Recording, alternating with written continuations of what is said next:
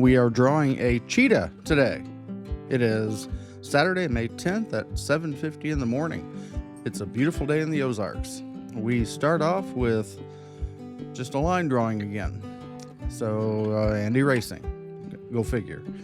I like I don't mind the erasing.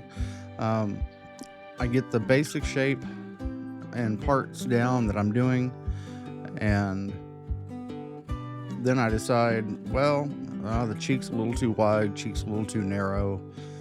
The eyes I'm still throwing down fairly quick.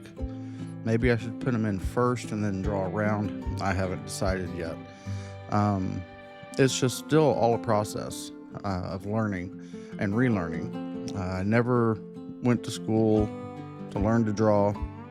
Went to college, got the old business degree, and then once I left high school, I left drawing completely. That was a big mistake. I enjoy it. I go to bed early, 8:30, just to get up at 4 or 5 and draw in the mornings. It wakes me up, shakes the cobwebs out of my brain, and I'm really enjoying this time in the mornings. It's quiet. It's still springtime, so you hear the birds waking up and chirping before dawn, and it kind of helps that I'm doing a coloring book that is based on animals and critters, as I like to call them in my series. I'm working on book 3 right now. This is African Critters. I've got the farm critters out currently on Amazon. You can check the link in the description. And if you like what I'm doing here, enjoy the artwork, like and subscribe. Leave me some comments. If you get one of my coloring books, shoot me some pictures in the comments. Let me know how you're describing them. I'm going to show at the end of this video a picture that my daughter Mackenzie